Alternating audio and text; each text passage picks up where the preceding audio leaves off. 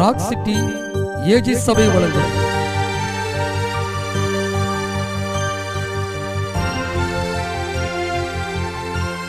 கிருபையும் சத்தியமும்.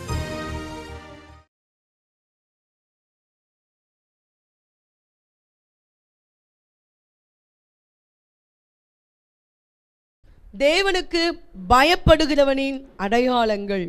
கர்த்தருக்கு பயப்படுகிறவனின் அடையாளங்களை பற்றி நம்ம இன்னைக்கு பார்க்க போகிறோம். வாசிங்க நெகேமியா 5ஆம் அதிகாரம் 15வது வசனம். எனக்கு முன்னிருந்த அதிபதிகள் ஜனங்களுக்கு பாரமாயிருந்து அவர்கள் கையிலே அப்பமும் திராட்சரசமும் வாங்கினதும் அல்லாமல் 40 சேக்கல் வெள்ளியும் வாங்கி வந்தார்கள். அவர்கள் வேலைக்காரர் முதலாய் ஜனங்கள் மேல் அதிகாரம் செலுத்தினார்கள். நானோ தேவனுக்கு பயந்ததினால் இப்படி செய்யவில்லை. நானோ தேவனுக்கு பயந்ததினால் இப்படி செய்யவில்லை. தேவனுக்கு பயப்படுகிற ஒரு தேவ பிள்ளையின் அடையாளம். நானோ இப்படி செய்யவில்லை அப்படின்னு என்ன சொல்லப்பட்டிருக்குது? மற்றவர்கள் வந்தார்கள், அவர்கள் நிறைய பொலிவை தேடினார்கள், அவங்களுக்கு விருப்பமானதெல்லாம் பிற இடத்திலிருந்து வாங்கி கொண்டார்கள். நெகேமியா பாபிலோன் தேசத்தில் அங்கே அடிமையாக இருந்தார். ஆனால் அங்கே அர்த்தசாஸ்திர ராஜாவினுடைய கண்களிலே தயவு கிடைத்து தேவன் வைத்த கிருபை நிமித்தமாக நம்முடைய யூதா தேசத்துக்கு வந்த அலங்கம் கட்டும்படியாக என்ன செய்தார்? அவர் அங்கே கடந்து வருகிறார். அங்கே அலங்கம் கட்டும்போது பல பிரச்சனைகள் அவனுக்கு ஏற்படுகிறது. எல்லோரும் எழுந்து என்ன செஞ்சாங்க?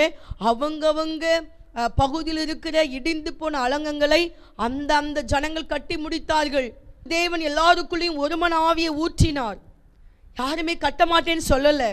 எல்லாரும் தங்கள் கைகளை திடப்படுத்தினார்கள். எல்லாரும் கரங்களை ஒருமனப்பட்டு கோர்த்து அந்த அலங்கம் கட்டி எழுப்பப்பட்டது. ஆனால் இதுக்கு முன்னாடி இருந்தவங்க ஜனங்களிடத்தில் என்ன செஞ்சாங்களாம்? ஜனங்களிடத்தில் பொலிவை வாங்கினார்கள். தனக்கு என்னெல்லாம் வேணும், தனக்கு விருப்பமான ஆதாயத்தை என்ன செஞ்சாங்க? அவர்கள் வாங்கி கொண்டார்கள். அப்பொழுதுதான் இந்த நெகேமியா சொல்லுகிறார், நாங்கள் ஜனங்களிடத்தில் ஒன்றுமே வாங்கவில்லை, எங்களுக்கு தேவையான ஆகாரத்தை நாங்களே பார்த்து கொண்டோம். நானோ தேவனுக்கு பயந்ததினால் இப்படி செய்யவில்லை. ஹல்லேலூயா! இந்த வார்த்தை தான் அங்கே ஹைலைட்.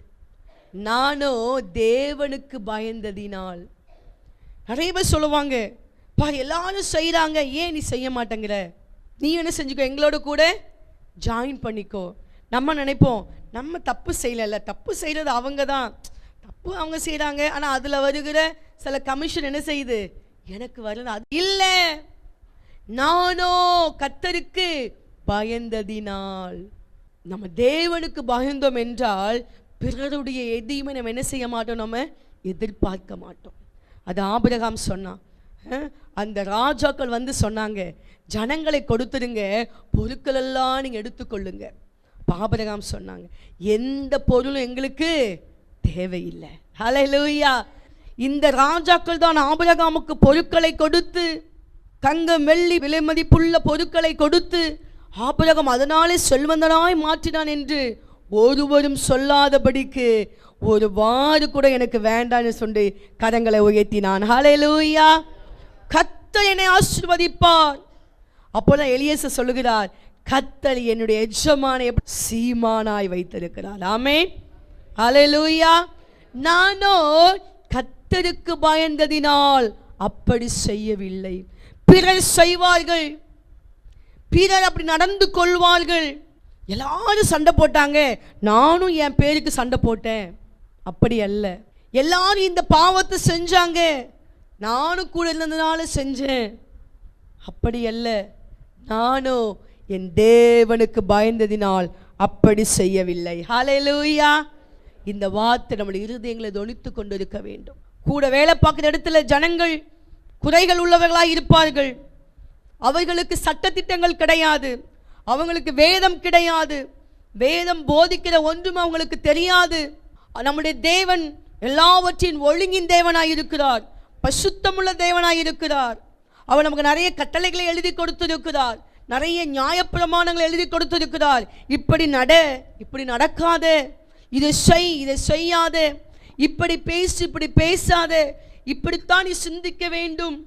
எல்லாவற்றையும் இந்த வேதத்திலே அழகாக எழுதி கொடுத்திருக்கிறார். பிறருக்கு இந்த வேதம் இல்லை, அதனால் அவர்கள் ஒழுங்குள்ள வாழ்க்கை அவங்களுக்கு சில நேரத்தில் இருக்காது. ஆனால் அவங்களோடு கூட நீங்கள் என்ன செஞ்சிடக்கூடாது? கூட்டணி வைத்து விடக்கூடாது. நானோ என் தேவனுக்கு பயந்ததினால் இப்படி செய்யவில்லை. அவர்கள் செய்தார்கள், அவர்கள் செய்கிறவர்கள் செய்யட்டும், பேசுகிறவர்கள் பேசட்டும், ஏமாற்றுகிறவர்கள் ஏமாற்றட்டும், ஆனால் நான் தேவனுக்கு பயப்படுகிறவன். 19ஆம் வசனம் வாசிங்கம்மா. என் தேவனே, நான் இந்த ஜனத்துக்காக செய்த எல்லாவற்றின்படியும் எனக்கு நன்மையுண்டாக என்னை நினைத்தருளும். என் தேவனே, நான் இந்த ஜனத்துக்காக செய்த எல்லாவற்றின்படியும் நான் எவ்வளவு உண்மையாய் உத்தமமாய் கர்த்தருக்கு பயந்து எப்படிலாம் நான் செய்தேனே, செய்த எல்லாவற்றின்படியும் எனக்கு நன்மை உண்டாக என்னை நினைத்தருளும். அல்லேலூயா. இவ்வளவு அழகான ஜெபம் பாருங்க. எனக்கு நன்மை உண்டாக நினைத்தருளும். அவன் கர்த்தருக்கு பயந்ததுபடியால் நான் இதை செய்யவில்லை என்று அவன் தன்னை ஒதுக்கி கொள்ளுகிறான். தேவ பிள்ளை எங்கு தவறு நடக்கிறதோ அங்கே ஒதுங்கி கொள்ளுவான். எங்கே சில குறைகள் நடக்கிறதோ அங்கே தன்னை மறைத்து கொள்ளுவான். சட்ட திட்டங்கள் மதிக்கப்படாமல் கை கொள்ளப்படாமல் அது அங்கே அநியாயம் செய்யப்படுகிறதோ அந்த இடத்துல தேவ பிள்ளை இருக்க மாட்டான். ஹல்லேலூயா. அதுதான் ஒரு தேவ பிள்ளை. பொல்லாதவர்களோடு கூட இணைந்து தேவ பிள்ளை செயல்பட மாட்டான். தேவ பிள்ளை எப்பொழுதும் தனித்தன்மை வாய்ந்தவளாய் இருப்பார்கள். ஏன் தெரியுமா? அவங்க மேல தேவனுடைய அபிஷேகம் இருக்கிறது. ஹல்லேலூயா. அவங்க தவறுகளை செய்ய மாட்டார்கள். அவர்கள் சொல்லுவாங்க, நானோ தேவனுக்கு பயந்ததினால் இப்படி செய்யவில்லை.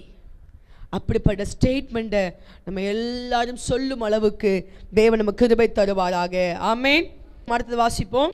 சங்கீதம் 25:12. கர்த்தருக்கு பயப்படுகிற மனுஷன் எவனோ அவனுக்கு தாம் தெரிந்து கொள்ளும் வழியை போதிப்பார்.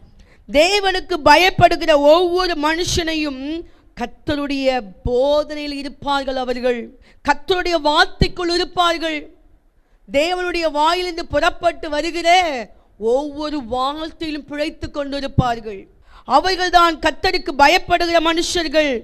அவர்களுக்கு தம்முடைய வழிகளை போதிப்பார். கர்த்தருக்கு பயப்படுறவங்களா நம்ம இருந்தோம்னா அவருடைய வழி என்ன செஞ்சிருப்பார்? நமக்கு போதிச்சுக்கிட்டே இருப்பார். நம் வழி மாறி போக முடியாது.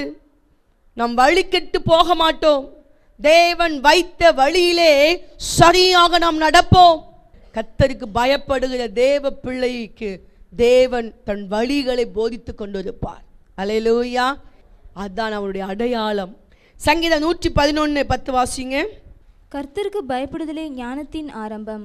அவருடைய கற்பனைகளின்படி செய்கிற யாவருக்கும் நற்புத்தி உண்டு.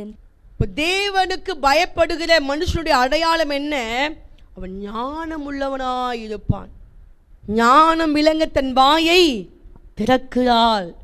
இப்போ கர்த்தருக்கு பயப்படுறவங்க தேவன் அவர்களுக்கு விசேஷமான ஞானத்தை கொடுப்பார். யாருக்கும் இல்லாத ஒரு விசேஷ ஞானம் உங்களுக்கு வரும். அது தேவன் யாருக்கு கொடுப்பாரா? கர்த்தருக்கு பயப்படுகிற மனுஷனுடைய அடையாளம். நீங்க இதெல்லாம் கேட்கணும் ஆண்டவர்ட்ட. ஆண்டவரே, நான் போகிற இடங்களில் ஞானம் உள்ளவங்களா இருக்கணும்.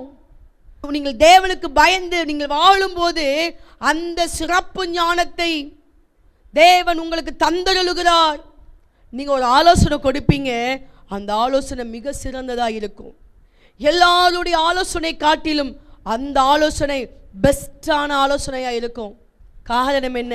நீங்கள் கர்த்தருக்கு பயப்படுவதினால் தேவன் உங்களுக்கு விசேஷமான ஞானத்தை கொடுத்தார். அல்லேலூயா. யோசேப்பு சொல்லுகிறான், பாருங்கள் 7 வருடம் செழிப்பு இருக்குது, 7 வருடம் பஞ்சம் வரப்போகுது. நீங்கள் நல்ல ஒரு ஞானம் உள்ளவனை நீங்கள் தெரிந்து கொள்ளுங்கள். தெரிந்து கொண்டு என்ன செய்யுங்க? செழிப்பான காலத்தில் நீங்கள் நல்லா சம்பாதிச்சு வச்சுக்கொள்ளுங்க அப்படி சொல்லும்போது அந்த பார்வோன் என்ன சொன்னார்? நீ தான் அந்த மனுஷன், எல்லா ஞானமும் புத்தியும் தேவனுடைய ஆவியை பெற்ற மனுஷன் நீ தான் என்று சொல்லி என்ன செஞ்சாங்க? அந்த பொறுப்பை அந்த யோசேப்பு கையிலேயே கொடுத்தாங்க. கர்த்தருக்கு பயந்த யோசேப்புக்கு தேவன் ஞானம் வெளிப்பட்டது. கர்த்தருக்கு பயந்த தானியேலுக்கு தேவன் ஞானம் வெளிப்பட்டது. தேவன் கொடுத்த மங்களகரமான உத்தரவை தானியேல் ராஜாவுக்கு சொல்லுகிறான். அங்க தானியேலை கர்த்தர் உயர்த்துகிறார். அல்லேலூயா. 10 10 மடங்கு சமத்தர்களாக இருந்தாங்களாம். இதெல்லாம் சொல்லி நம்ம ஜெபிக்கணும். ஆண்டவரே, நான் 10 மடங்கு சமத்தனாக இருக்கணும். ஆண்டவரே, படிக்கிற பிள்ளைங்க கேட்கணும், வேலைக்கு போகிற பிள்ளைங்க கேட்கணும், பெரியவங்க பெண்கள் கேட்கணும். ஆண்டவரே, நான் மற்றவங்களை பார்க்கிலும் நான் எப்படி இருக்கணும்? நான் 10 மடங்கு சமத்தர்களாக இருக்க கத்த கிருபை செய்கிறார். அல்லேலூயா. இது எப்படி ஆகும்? தேவனுக்கு பயப்படுகிறவனுடைய அடையாளம் இது. ஒரு மந்திரிக்கு விரோதமாக ஒருத்தருக்கு பயங்கர பொறாமை. ராஜா இவரையே மந்திரியா வச்சிருக்கிறாரு. பாருங்க, நான் எவ்வளோ ஞானம் உள்ளவன், நான் எவ்வளோ பலசாலி, நான் எவ்வளோ படிச்சிருக்கிறேன், என்ன இந்த ராஜா மந்திரியா வைக்கல, இந்த ஆளை போய் மந்திரியா வச்சிருக்கிறாருன்னு சொல்லி எப்போ பார்த்தாலும் இந்த மந்திரிக்கு விரோதமாக இவருக்கு ஒரு பொறாமை இருந்துகிட்டே இருந்தது. இப்போ நேராக போய் ராஜாட்ட போய் கேட்டுட்டாரு, ராஜாவே, நீங்கள் இவரை போய் ஏன் மந்திரியா வச்சுருக்கீங்க? பாருங்க, இவரை விட நான் நிறையா படிச்சிருக்கிறேன், எனக்கு நிறைய அனுபவங்கள் உண்டு, அப்படி இப்படி நிறையா சொல்லுவோம். சரி, ஓகே, அப்போ கொஞ்ச நாளைக்கு நீங்கள் எனக்கு மந்திரியா இருங்கன்னு சொல்லி மந்திரிக்கிட்ட கண்ணை காமிச்சியாச்சு. அப்போது அந்த டைமில் அவங்களோட தேசத்திலே அந்த ரோடு வழியாக ஒரு வண்டிகள் போய் கொண்டு இருந்துச்சு, மாட்டு வண்டிகள், பெரிய பெரிய பொதிகளை மூட்டைகளை ஏற்றி கொண்டு அந்த வழியாக போய் கொண்டு இருந்துச்சு. அப்போ அந்த புதிதாக நியமிக்கப்பட்ட மந்திரியை ராஜா கூப்பிட்டு சொன்னார், மந்திரி ஐயா, அந்த வண்டி போகுது, அது என்னன்னு விசாரிச்சுட்டு வாங்க.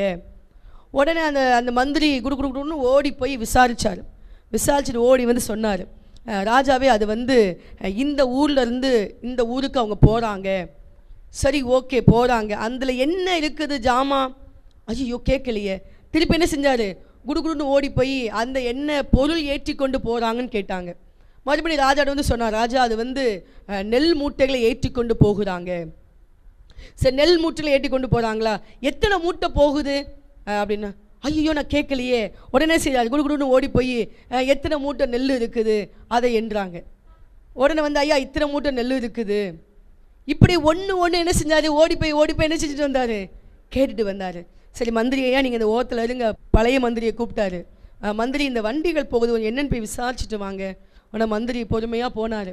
போய் விசாரிச்சுட்டு, ஐயா, இவர் இந்த தேசத்திலிருந்து இந்த தேசத்துக்கு அவங்க கொண்டு போகிறாங்க, இவர்கள் நம்ம ஊர் வழியாக போகிறதுக்கு இவர்கள் வரி கட்டிட்டாங்க, இத்தனை வண்டிகள் அங்கே போகிறது, இதில் நெல் மூட்டை இத்தனை இருக்குது அப்படின்னு என்ன செஞ்சுட்டாரு? எல்லா கணக்கையும் கரெக்டாக சொல்லிட்டாரு. ஹல்லேலூயா. அப்போ தான் அந்த புது மந்திரிக்கு தெரிஞ்சுது, ஏன் இந்த ராஜா இவரை மந்திரியாக வச்சிருக்கிறாருன்ட்டு. ஆமேன். இப்படித்தான் தேவன் நமக்கு விசேஷமான ஞானத்தை கொடுப்பார். ஆமேன். கர்த்தருக்கு பயப்படும் போது தேவன் ஞானத்தை வழங்குகிறார். எத்தனையோ பேர் நான் கேள்விப்பட்டிருக்கிறேன், ஞானம் இல்லாமல் ஒன்றுமில்லாத சூனியம் போல இருந்தவர்கள் தேவனுக்குள் வந்து தேவன் ஞானத்தை பெற்று அவர்கள் தன்னுடைய பிசினஸ்ல கூட பெரிய ஆளா மாறி இருக்கிறாங்க. அல்லேலூயா. எப்படி? கர்த்தருக்கு பயப்படுவதுடைய அடையாளம் ஞானம் விளங்க தன் வாயை திறக்கிறார். நிறைய பேருடைய வாழ்க்கையில் ஞானம் விளங்காம வாயை திறக்கிறதுனால எத்தனை பிரச்சனைகள். அன்னைக்கு நீங்க மட்டும் இந்த வார்த்தையை சொல்லாம இருந்தா இந்த பிரச்சனையே வந்திருக்காது அப்படின்னு சொல்லுகிற அளவுக்கு நம்முடைய வாயிலிருந்து வருகிற வார்த்தைகள் பிரச்சனை வருகிற வார்த்தைகளாய், ஞானம் இல்லாத வார்த்தைகளாய் வெளிப்படுகிறது. ஆனால் நம்ம தேவனுக்கு பயந்து பயந்து வாழும்போது, கர்த்தருக்கு பயப்படுகிறவனுக்கு தேவன் ஞானத்தை கொடுக்க வல்லவராக இருக்கிறார். அல்லேலூயா. அடுத்ததாக நீதிமொழிகள் 8ஆம் அதிகாரம் 13ஆம் வசனம் வாசிங்க. தீமையை வெறுப்பதே கர்த்தருக்கு பயப்படும் பயம், பெருமையையும் அகந்தையையும் தீய வலியையும் புரட்டு வாயையும் நான் வெறுக்கிறேன். தீமையை வெறுப்பதே கர்த்தருக்கு பயப்படும் பயம். இப்போ கர்த்தருக்கு பயப்படுகிற மனுஷன் அடையாளம் என்ன? தீமையிலிருந்து தன்னை விலக்கி கொள்ளுவான். ஒரு காரியம் தீமை என்று அறியும் போது அந்த இடத்திலே அவன் இருக்க மாட்டான். தன்னை அதிலிருந்து விடுவித்துக் கொள்ளுவான். அந்த வழிக்கு அவன் போக மாட்டான். அதான் சங்கீதம் 1:1 சொல்லப்பட்டிருக்குது, துன்மார்க்கனுடைய ஆலோசனையில் நடவாமல், பரியாசக்கார உட்காரும் இடத்தில் உட்காராமல். கர்த்தருக்கு பயப்படுற மனுஷனுடைய அடையாளம் என்ன? பரியாசக்கார உட்காரும் இடத்தில் அவன் என்ன செய்ய மாட்டான்? அங்கே உட்கார மாட்டான். எங்க பார்த்தாலும் பரியாச ஆவிகள் அதிகமாக இருக்கிறது. அசுத்த காரியங்கள், அசுத்த பேச்சுகள். ஃபோன் எடுத்தா வாலிப்பிள்ளைங்களாம் ஒரு குரூப்பாக சேர்ந்துடுறாங்க. ஃபோனில் அவங்கவுங்க சாட் பண்ணுறதும், அதில் சில மூவிகள் பார்க்குறதும், சில தவறான காரியங்களை பார்ப்பதும், இப்படியாக தன்னை தீட்டப்படுத்தி கொண்டிருக்கிறார்கள். ஆனால் தேவ பிள்ளை என்ன செய்ய மாட்டான்? அந்த தீமையை அவன் வெறுத்து தள்ளுவான். அந்த தீமைக்குள் அவன் இருக்க மாட்டான். உன்னுடைய நண்பர்கள் தவறான சேட்டிங் பண்ணும்போது, உன் நண்பர்கள் தவறான காரியங்களை உங்களுடைய குரூப்பில் டிஸ்கஸ் பண்ணும்போது நீ அதில் இருக்கக்கூடாது. அல்லேலூயா, ஆமென். ஒன்று, அந்த குரூப்பை விட்டு வெளியே வந்துடு. அதுதான் உனக்கு சேஃப். இல்லை என் ஃப்ரெண்ட்ஸ் என்ன சொல்லுவாங்க, என்ன செய்வாங்க, அங்கே ஒன்றும் செய்ய முடியாது.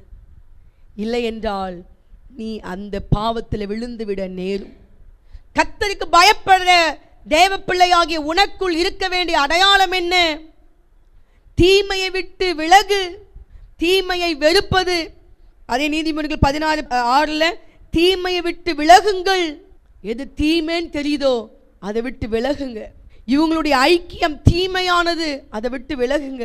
துன்மார்க்கமான ஆலோசனை எனக்கு வருகிறது, மற்றவர்களுக்கு விரோதமாய் சொல்லப்படுகிற ஆலோசனை எனக்கு வருகிறது.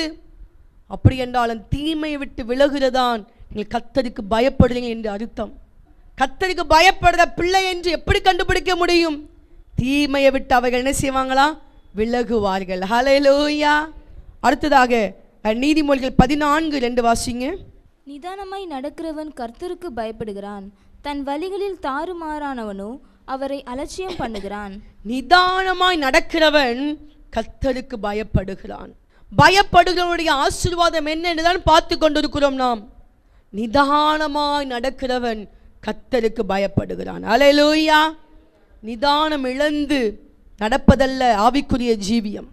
பிரசங்களை பார்க்கிறோமல்ல, நீ தேவாலயத்துக்கு போகும்போது உன் நடையை நீ காத்துக்கொள். தேவ பிள்ளை மனம் பதறி பேசக்கூடாது. தேவ பிள்ளை ஆவேசப்பட்டு பேசக்கூடாது. கர்த்தருக்கு பயப்படுறவர்கள் கோபப்பட்டு பேசக்கூடாது. மாம்சத்தில் அவ்வப்போது இதெல்லாம் எழும்புகிறது. தேவனுடைய அந்த சிலுவையின் இரத்தத்தினால் மாம்ச கிரியைகளை ஆவியானுடைய நிறைவை கொண்டு அழிக்க வேண்டும். ஆவியானவருடைய அந்த அபிஷேகத்தை கொண்டு அவைகளை கீழ்ப்படுத்த வேண்டும். தேவ பிள்ளை ஒருவரும் சபிக்க மாட்டான். தேவ பிள்ளை யாரும் குற்றவாளியாய் தீர்க்க மாட்டார்கள். கர்த்தருக்கு பயப்படுகிற தேவ பிள்ளை எல்லாரையும் நேசிப்பாங்க, எல்லார்கிட்டையும் அன்பு காட்டுவாங்க, தாழ்மையா இருப்பாங்க. அநேகருடைய குடும்பங்களில் மன்னிக்கிற தன்மை இல்லை. நம்ம எல்லாரும் ஒரே அவயவம் என்று பைபிள் சொல்லுகிறது. ஒரே இரத்தத்தினால் நம்ம எல்லாரையும் தேவன் சம்பாதித்து வைத்திருக்கிறார். நம்மளை ஒரே சபையிலே ஒரே குடும்பத்தில் வைத்திருக்கிறார். மன்னிக்கிற சுபாவம் இல்லை அநேகருக்குள். சில இடத்துல நம்முடைய மாம்சத்தில் எழும்பும் பாருங்க. மாம்சத்து கிரியைகள் வெளியரங்கமாக இருக்கின்றன. அந்த வெளியரங்கமான அத்தனை கிரியும் வெளிப்பட்டுரும் நமக்குள்ள இருந்து. ஆனால் என்னைக்கு நம்ம தேவனுடைய பிள்ளையாய் மாறினோமோ அன்னையிலிருந்து ஒவ்வொரு மாம்ச கிரியைகளாய் நமக்குள்ள இருந்து அழிஞ்சுக்கிட்டே இருக்கணும். அல்லேலூயா. தேவனுடைய ஆவியை நமக்குள் ஊற்றப்பட இந்த மாம்ச கிரியைகளா நம்மளை விட்டு என்ன செஞ்சுட்டே இருக்கணும்? வெளியே போயிட்டே இருக்கணும். அதுதான் கர்த்தருக்கு பயப்படுவதுடைய அடையாளம். அல்லேலூயா. ஆபிரகாம் லோத் எடுத்துக்கிட்டிங்கன்னா, லோத்து அவசர குடுக்கையா இருந்துட்டாரு. உடனே கண்ணை ஏழு எடுத்து பார்க்கிறார். செழிப்பா தோண்டின சோதம் குமாராவை சூஸ் பண்ணிட்டு போயிட்டே இருந்துட்டாரு. ஆனால் ஆபிரகாம் கர்த்தருக்காக நிதானமாய் காத்திருக்கிறான். அவன் எதையும் சூஸ் பண்ணல, அவன் எதையும் ஆண்டுட்டு கேட்கல. ஆண்டவரே பாருங்க, லோத்து இதை தெரிந்து கொண்டான், எனக்கு ஒரு இடத்தை குடும் அப்படின்னு கேட்கல. ஆபிரகாம் நிதானமாய் இருக்கிறான்.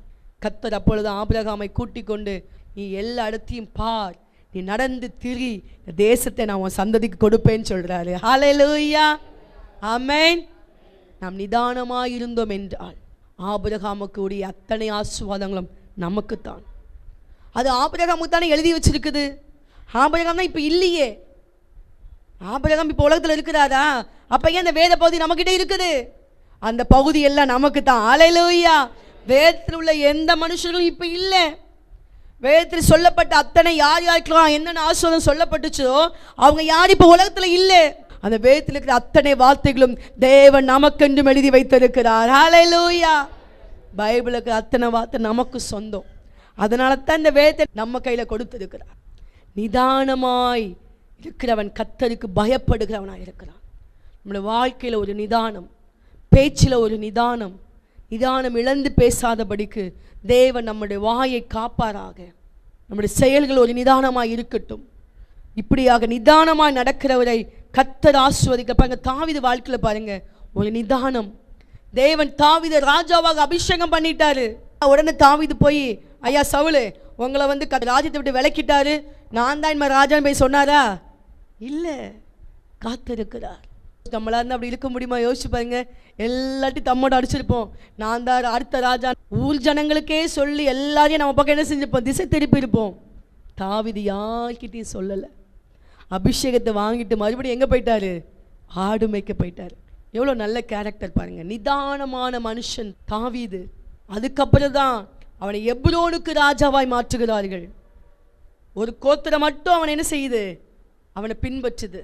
7 வருடம் கழித்து தான் அவன் முழு இஸ்ரவேல் அந்த சமஸ்தத்துக்கு அவன் எப்படி மாறுகிறான்? ராஜாவாய் மாறுகிறான். 7 வருடம் கழித்து. யோசிச்சு பாருங்க, எவ்வளோ ஒரு நிதானம். அவன் சவுலோடு சண்டை பண்ணவில்லை, சவுலை தள்ளிவிட்டு தான் ராஜாவாக வரவில்லை. அவன் காத்திருக்கிறான். சவுல் மரணம் அடைந்த பிற்பாடுதான் தாவீது ராஜாவாக மாறுகிறான். ஹல்லேலூயா. அவனுடைய சிங்காசனம் நிலையானதாய் இருந்தது. அவனுடைய சிங்காசனத்தை ஒருவரும் அசைக்க முடியவில்லை. சவுலின் குடும்பத்தால் பலவீனப்பட்டு போனார்கள். தாவீது அவன் வர வர பலத்தான் என்று சொல்லப்பட்டிருக்கிறது. காரணம் என்ன? நிதானமாய் நடக்கிற, கர்த்தருக்கு பயப்படுற பிள்ளையின் அடையாளம் அது. ஆமென். துரிதமான ஆசீர்வாதம் அது முடிவில் அங்கீகாரம் பெறாது என்று சொல்லப்பட்டிருக்கிறது. துரிதமாய் கிடைக்க விரும்பாதுங்க, படிப்படியா பிளஸ்ஸிங்க வாங்குங்க. ஹல்லேலூயா, ஆமென். தேவன் நம்மளை வர வர விருத்தி அடைய பண்ணுவார். அந்த தாவீது நிதானமாக இருந்ததினால் 40 வருஷம் அவன் இஸ்ரவேல் ஜனங்களை அரசாட்சி செய்கிறான். ஹல்லேலூயா. அது மட்டுமல்ல, அவனுடைய சந்ததியினுடைய விளக்கு அணையாதபடிக்கு அவனுக்கென்று ஒரு ராஜ்யம் இருந்தது. எப்பொழுதும் கர்த்தருக்கு பயப்படுடைய அடையாளம் என்ன? நிதானமாய் வாழுகிற வாழ்க்கை. இந்த கிருபைகளை தேவன் நமக்கும் தருவாராக. ஹல்லேலூயா. தேவ பிள்ளைகள் அடையாளம் உள்ளவர்கள். நம்ம ஒரு அடையாளத்தை நெற்றியில நம்ம போடுறது கிடையாது, ஆனா தேவ நெற்றியில் ஒரு அடையாளம் போட்டு இருக்கிறார். அந்த அடையாளம் என்ன? நீ தேவ பிள்ளை, நீ கர்த்தருக்கு பயப்படுற பிள்ளை என்கிற அடையாளம் நம்ம மேல இருக்கணும். பார்க்குறவங்க கண்டுபிடிக்கணும், உங்க ஃப்ரெண்ட்ஸ் கண்டுபிடிக்கணும், இவங்க முன்னாடி மாதிரி இல்லை, மனம் திரும்பி இருக்கிறாங்க, சர்ச்சுக்கு போனதுக்கு அப்புறம் இவங்க முன்னாடி மாதிரி இல்லை, முன்னாடியோட கெட்டு போயிட்டாங்கன்னு சொல்லக்கூடாது. முன்னாடியோட நல்ல குணம் உள்ளவங்களா மாறிட்டாங்க, நல்ல அன்புள்ளவங்களா மாறிட்டாங்க, மன்னிக்கிறவங்களா மாறிட்டாங்க, விட்டு கொடுக்கிறவங்களா மாறிட்டாங்க. அப்படிப்பட்ட தேவ பிள்ளையின் அடையாளம் நமக்குள்ளிருந்து வெளிப்படுவதாக. ஹல்லேலூயா. தேவன் அந்த கிருபைகளை நமக்கு கொடுப்பாராக. நம்ம ஜெபணுமா? தேவ பிள்ளை கர்த்தருக்கு பயப்படுறோடைய அடையாளம் உள்ளவங்களா நம்ம வாழ வேண்டும். நம்முடைய வாழ்க்கை அடையாளம் உள்ள வாழ்க்கையாக இருக்க வேண்டும். கர்த்தருக்கு பயப்படுற பயம் நம் மேல இருக்க வேண்டும். ஹல்லேலூயா. ஸ்தோத்திரம் ஆண்டவரே. நான் மற்றவர்களைப் போல அல்ல, அவர்கள் எதையோ ஒன்றை ஆதாயத்தை இச்சித்து நாடினார்கள், நான் அப்படி அல்ல என்று சொல்லத்தக்கதாக நம்முடைய வாழ்க்கையை தேவன் நமக்கு மாற்றி கொடுப்பாராக. ஹல்லேலூயா. நம்முடைய நடை, நம்முடைய வாழ்க்கை, நம்முடைய எல்லா பேச்சு, சிந்தனை, செயல்கள் மற்றவர்களைப் போல இருக்கக்கூடாது. கர்த்தருக்கு பயப்படுற பிள்ளையை போல அது காணப்பட வேண்டும். ஹல்லேலூயா. உமக்கு நன்றி ஆண்டவரே, நன்றி ஆவியானவரே, ஸ்தோத்திரிக்கிறோம் ஐயா. ஹல்லேலூயா. தேவனுக்கு பயப்படுறதுடைய அடையாளம் என்ன? தேவன் தன்னுடைய தெரிந்து கொள்ளப்பட்ட வழிகளை அவருக்கு போதித்து கொண்டிருப்பார். வழி மாறி போய்விடாதபடிக்கு தேவனுடைய வழி கிடைச்சிக்கிட்டே இருக்கும் அவங்களுக்கு. கர்த்தருக்கு பயப்படுவது ஞானத்தின் ஆரம்பம். ஞானமுள்ள வாழ்க்கை தேவன் தருகிறார். ஞான விலங்கு தன் வாயை திறக்கிறார் சொன்னது போல தேவன் ஞானத்தை கொடுக்கிறார். ஹல்லேலூயா. தீமையை வெறுத்து விடுவார்கள். கர்த்தருக்கு பயப்படுறவங்க தீமை விட்டு விலகி போவாங்க. அதுதான் அவருடைய அடையாளம். ஹல்லேலூயா. ஸ்தோத்திரம். தீமையா தெரியுதா, அதை விட்டு விலகி போவாங்க. அவங்க தான் கர்த்தருக்கு பயப்படுறவங்க. ஹல்லேலூயா. உமக்கு கிருபை தாங்க. கர்த்தருக்கு பயப்படுறவங்க அவசரப்பட மாட்டாங்க, நிதானமாக இருப்பாங்க, நிதானத்தை இழக்க மாட்டாங்க, மாம்ச கிரியைகளுக்கு தன்னை ஒப்பு கொடுக்க மாட்டாங்க. அவங்க ஆவிக்குரியவங்களாக இருப்பாங்க, எல்லாவற்றையும் மன்னித்து மறப்பாங்க, சமாதானமாக இருப்பாங்க, யாவரோடும் சமாதானமாக இருப்பாங்க. தேவனுடைய அன்பை வெளிப்படுத்துகிறவர் தான் கர்த்தருக்கு பயப்படுற பிள்ளைகளுடைய அடையாளம். ஹல்லேலூயா. ஆண்டவரே ஸ்தோத்திரம் ஐயா. ஆவியானவரே கிருபை தாங்க. அந்த கர்த்தருக்கு பயப்படுற அந்த பயம் எங்களுக்குள் வருவதாக, அந்த பயம் எங்களுக்குள் வருவதாக ஆண்டவரே. அந்த அடையாளத்தை பெற்றவர்களாய் நாங்கள் வாழ, போகிற இடமெங்கும் நான் தேவனுக்கு பயப்படுற பிள்ளை என்கிற அந்த அடையாளத்தை எங்களுக்கு கொடுப்பீராக ராஜா. கிருபை தருவீராக. இதுவரைக்கும் நாங்கள் ஏதாயிலும் நாங்கள் மாம்ச கிரியைகளாகவோ தேவனுக்கு பயப்படாமல் ஏதாவது எங்களுடைய வாழ்க்கையில் இருந்திருந்தால் இன்னைக்கு அவையெல்லாம் மாற்றப்படுவதாக. கர்த்தர் கிருபையாய் மன்னித்து எங்களுக்கு ஒரு விடுதலை கொடுக்கும்படியாக எங்களுக்கு ஜெபிக்கிறோம் ஆண்டவரே. அப்பா, ஒரு கிருபை உண்டாகட்டும். உடைய வார்த்தையில் கேட்ட எல்லாரையும் தனித்தனியாய் பேராய் குடும்பமாய் ஆசீர்வதிப்பீராக ராஜா. நீரை பொறுப்படுத்திக் கொள்ளுங்க.